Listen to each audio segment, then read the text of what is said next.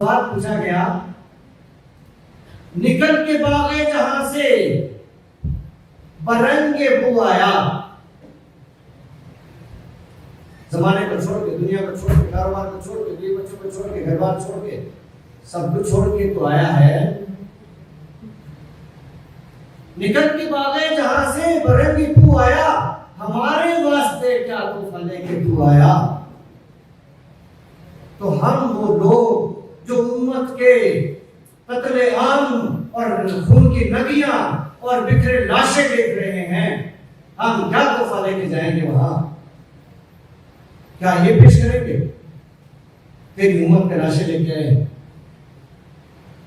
ہم جب جاتے ہیں ہمارے کان بند ہیں، ہماری آنکھیں بند ہیں، نہ بصیر ہیں نہ نذیر ہیں، نہ کچھ دیکھتے ہیں، نہ کچھ جانتے ہیں، نہ کچھ سمجھتے ہیں۔ سوال سب سے ہوتا ہے جو دربار نبی پہ مسلمان جاتا ہے، سوال سب سے ہوتا ہے ہمارے واسطے کیا تحفہ لے کے تو آیا۔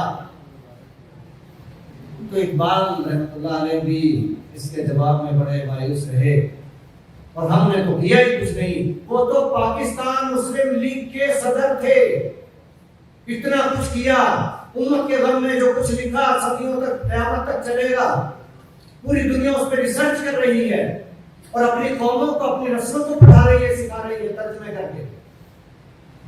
دنیا قدر کر رہی ہے، ہم نہیں کر رہے۔ اور ہم کیا جواب دیں گے جب اقبال رحمۃ اللہ علیہ نے یہ جواب دیا؟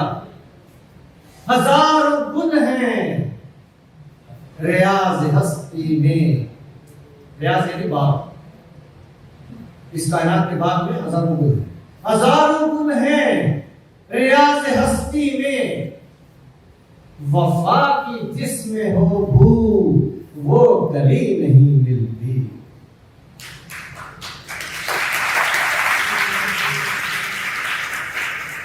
اور یاد رکھیے، اگر ہم دنیا اور آخرت سنوارنا چاہتے ہیں بحیثیت مسلمان، تو وفا کے بغیر کوئی راستہ نہیں ہے۔ یہ صرف اقبال رحمۃ اللہ علیہ کا شعر نہیں، یہ آسمانوں سے پکار اور اعلان ہے۔ سمجھنا ہوگا ایک ہی صورت ہے کامیابی کی، دنیا میں بھی آخرت میں بھی، اور وہ ہے کہ محمد سے وفا تو نے، تو ہم تیرے ہیں۔ یہ جہاں چیز ہے کیا، لوح و قلم تیرے ہیں۔ Thank you very much.